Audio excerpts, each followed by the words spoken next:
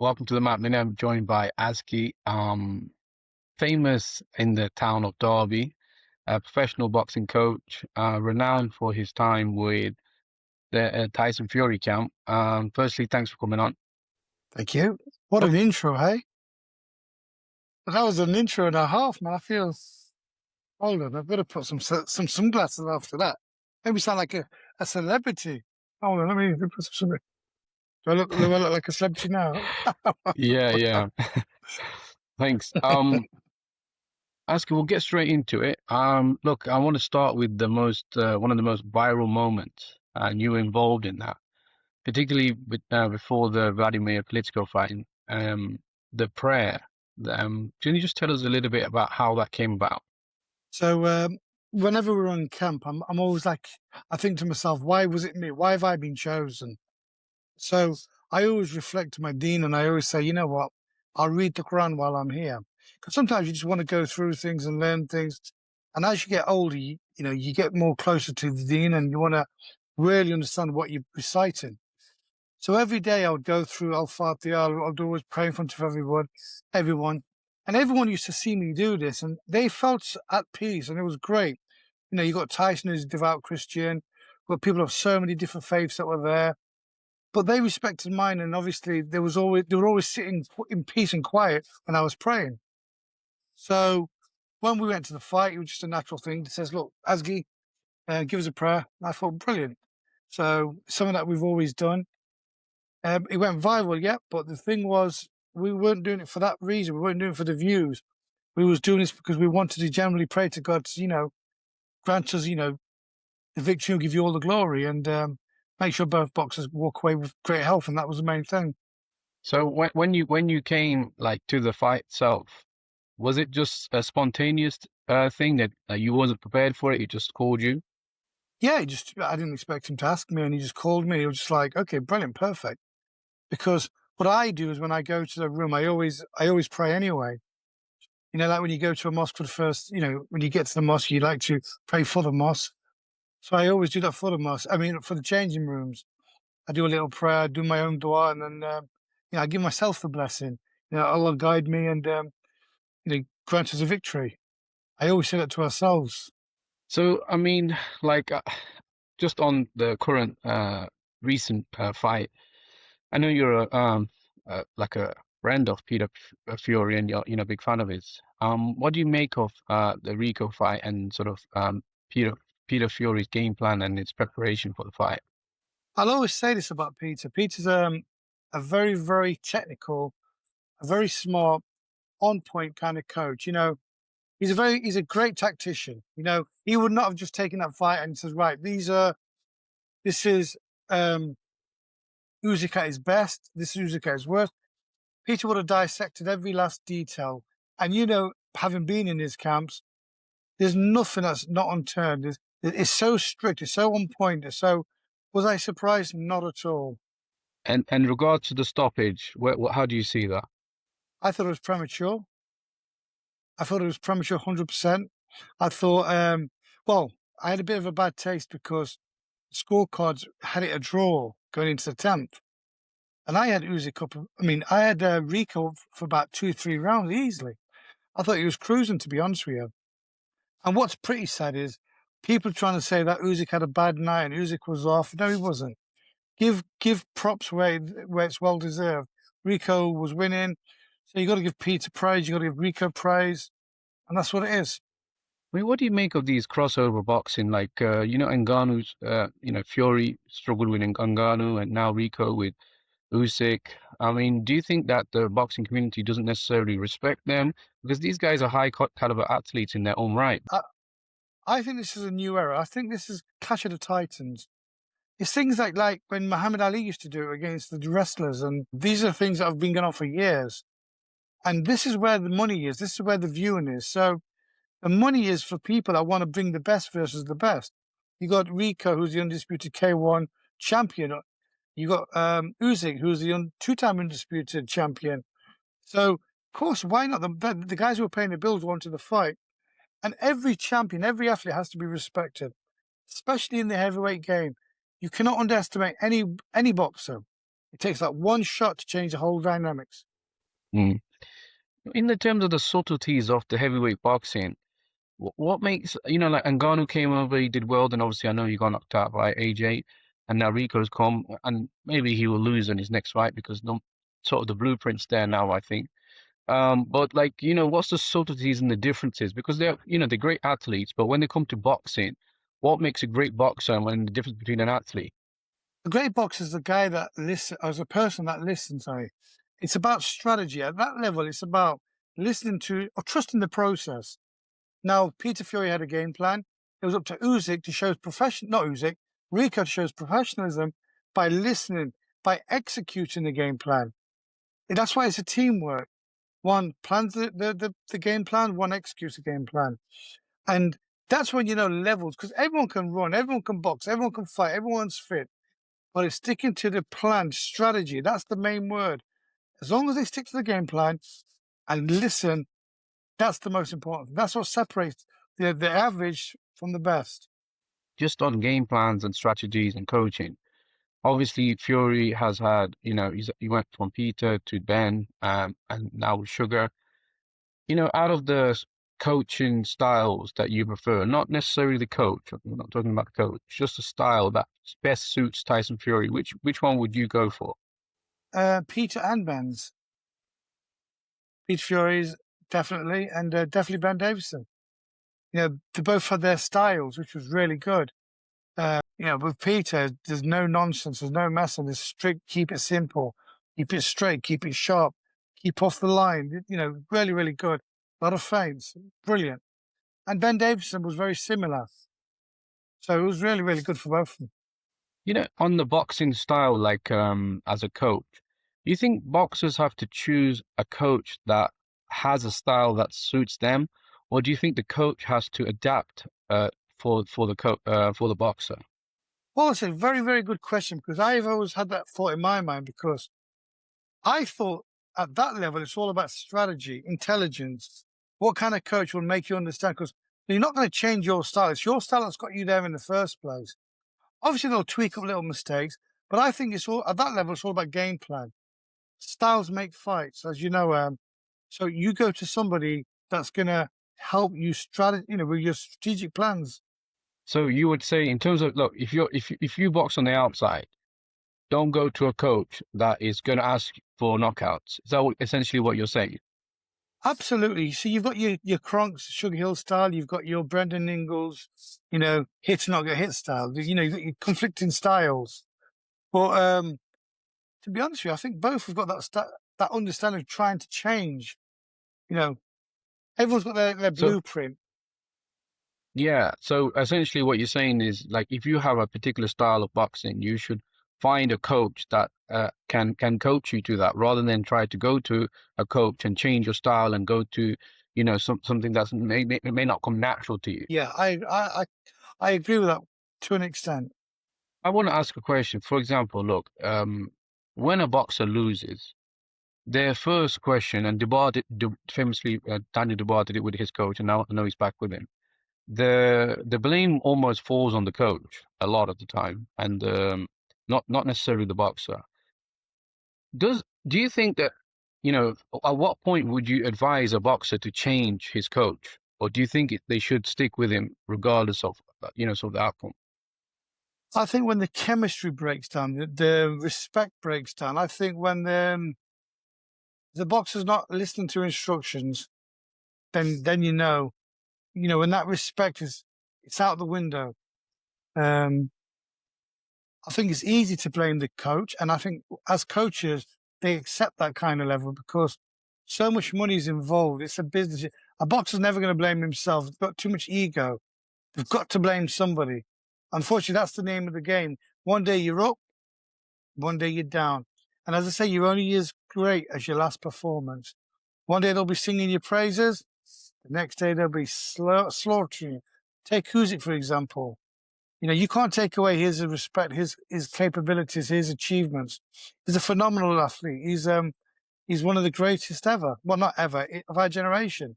Um, so you cannot take all that away from just because of that one bad performance. Surely not. And I don't think it was a bad performance. I just think it was a great performance by Rico. It was an unconventional sort of like approach from Rico that really like sort of a crouched down guard.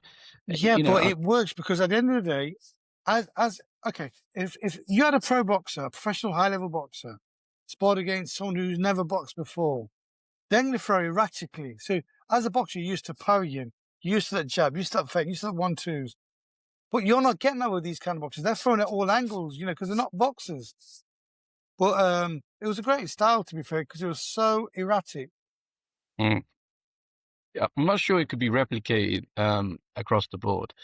But transitioning to your own sort of like when you around the Fury camp, can you describe like Tyson Fury in camp and his training methods? Because some say like he's very old school, almost total opposite to Usyk's approach. Just go into a little bit detail about his approach to training. Um, and this is being honest. This has been straight up. I've never seen anyone with that mindset of Tyson Fury.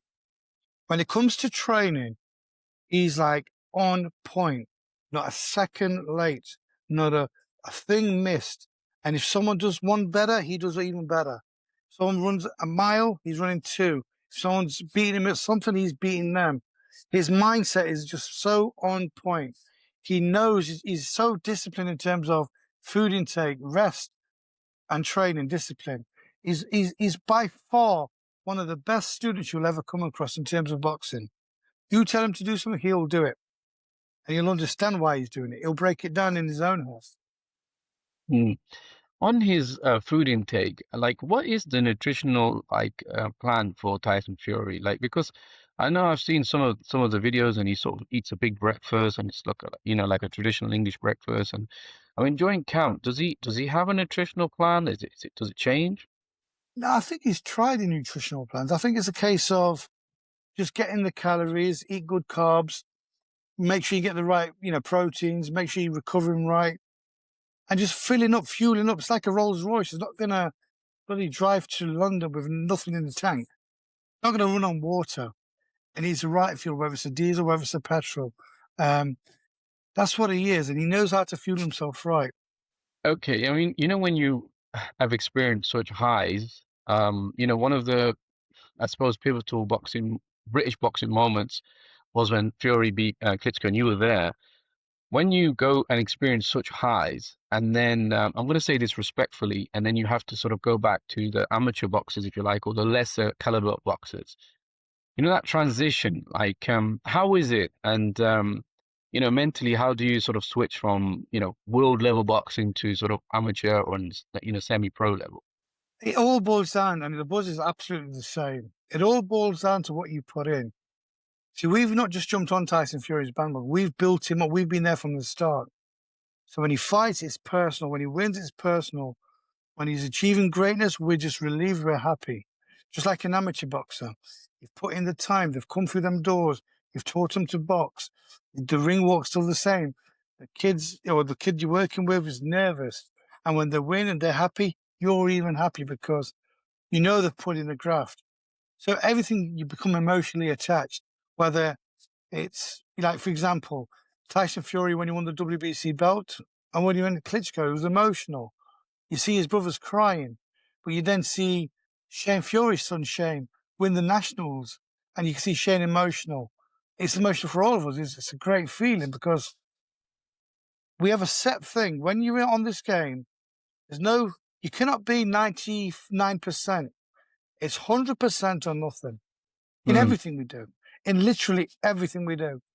When you take from the training camp with Fury, what do you take from there that you sort of do you take the same training methods? Do you have to adapt it a little bit for your, amateur and sort of like lower level professionals? No, what you do see is you see tiger. Have you heard the saying "Eye of the Tiger"? Right? You've heard the saying "Eye of the Tiger." Yeah, yeah. You see that in Tyson Fury. You see the seriousness. You see the mindset. You see him breaking it all down, questioning everything. You see him doing his homework, his research, everything. Now, when you have an amateur or professional up and coming guy, And if you don't see that, you kind of get, you know what, this ain't really for you. Boxing shouldn't be for you. I know you're a big advocate for using boxing for bettering people's lives and sort of like getting them off the streets. Why do you see boxing like that? Where else have you got a place where you've got people from every color, race, religion, breed in one place at the same time without any confliction? All it is people putting gloves on, exchanging, and sharing a relationship. In boxing, it teaches you discipline, respect. I mean, and mannerism. It teaches you everything. And I think if that's what's working, that's the key to everything. Even getting people like off like out of crime and off drugs and stuff like that. Does it really work? Have you seen examples of it? Absolutely. I've had boxers myself that have gone off. That one was even born in a jail that went on to win a national title. I've had kids who've had nothing from broken homes coming to the gym and becoming greater people, understanding, respecting other people. I've had people from gangs that have joined our gym that are fighting for things that they thought at that time was real, but now they realize, oh, well, this is pathetic. I've had people that don't work with women. I have people that don't work with different faiths or genders or whatever. It is what it is. But boxing breaks down all them barriers. When you're coaching in your gym, and you have this sort of community, if you like, what are your non-negotiables? Like when somebody comes into your gym, what are your non-negotiables that you must abide by? You've got to respect every single boxer. If one little boxer that's even just a beginner, he gets the same respect as someone who's been there for a long time. You support one, you support everyone. We're a team. And that's all I say. You know, if someone wants help, you help them. And what would you best like to be remembered for? Is it your time with the Tyson Fury camp, being there for a world title, or building amateur boxers, or like turning people's lives around? What would you best like to be remembered for? It all goes back to Tyson Fury. It all goes back to him. If it wasn't for Tyson Fury, would I have been this motivated? No. If it wasn't for Tyson Fury, would boxers have come to me? No. It's all to Tyson. Tyson gave me the motivation, the mindset to develop 10 national champions, multiple box cups, champions. You know, I've lost count of what we've achieved as an amateur club. But this all stemmed from Tyson Fury because he gave me the chance. Remember, we didn't know Tyson was going to be a megastar. For us, Tyson Fury was just Tyson Fury, the boxer, the guy that said he wanted to be a world champion before he became British champion. But because of Tyson Fury, everything fitted into place. So when people say what I want to be remembered for, I hope my kids look back at this and their kids look back at this. But for me, the time I've been with Tyson, you can never forget. It's just been a beautiful journey. It's an emotional journey. It's been brilliant. Things that have come and help put food on my plate, help my kids. So if I was to be remembered, I want to be remembered as a loyal person that stood by his guys through thick, through thin, the highs, the lows, and was 100% real. And I like to ask each and every boxer I've worked with, is that not the truth? How would you remember me as the person that was on point, the person that never let you down, or just the guy that's just tagging along? That's what I want to ask my boxers. On the last question, you mentioned the highs and the lows, and there were quite a lot of lows with Tyson Fury. During that period of time when he sort of, I suppose, went into depression and that type of stuff. What kind of led to it? I mean, I suppose you can't really answer for him, and I'm asking you I to do can't, that. I can, I can tell you Oh, exactly what it was. go ahead. Now, imagine being a kid, dreaming, having this one dream, that thinking, I will reach that target, I'll reach that height, I'll become world champion. And when I become world champion, the Queen will be inviting me for dinner. I'll be getting all these awards. I'll be getting recognition all over. The media will be praising me. I'll be a hero of England. And then actually winning the world titles, coming back to England and slandered.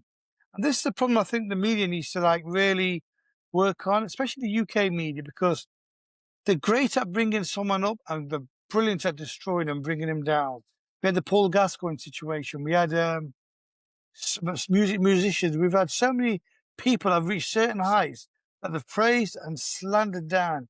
Now with Tyson, he got slaughtered with all the comments he made as a kid. Remember, he was a kid when he made the comments. People don't understand his culture is completely different to your average, everyday British culture. You know, he's a proud gypsy man. He's a proud Roma traveler. You know what I mean? Whatever he is, he's a proud man. But one thing I'll tell you about Tyson, he's a great family man, a great man of faith, a great friend, and a phenomenal athlete. Tyson Fury is without a doubt, just a person that's been great for boxing. And we will not appreciate him. In a few years, we'll appreciate just how good he is. Every time boxing's about to die or fade, Tyson always comes back and saves it. The Klitschko time. Nobody could beat Klitschko for up to 10 years. It was boring. Tyson's gone and done, the so-called impossible. Then there was the beast from Deontay Wilder. He was knocking everybody out. Nobody wanted to fight him. Tyson's come out of retirement and beat him. And then he's come back. And you see time and time again how much Tyson is missed and wanted in boxing. Entertaining, can box, and he makes the money. All roads lead towards Tyson. He's your money man. He's the guy that's, really making noise. And he knows how to sell his show. Why did the lack of recognition or the appreciation from the press and the public affect Tyson Fury, who's, heavyweight champion of the world, achieved his dreams, Because very strong. we live in a very sensitive world, and certain things that we may see as normal it offends certain people, certain comments, certain ways of life. It catches up on you. Now, Tyson says what he says and he stands by what he says. But if you go back to what he did say, he was very young. He doesn't really understand the bigger picture. When you enter that domain, you've got to be very careful on what you say and who you're working with, because everyone from every background, every culture is amongst you, and someone somewhere will get offended. So that's what the problem was. Hmm.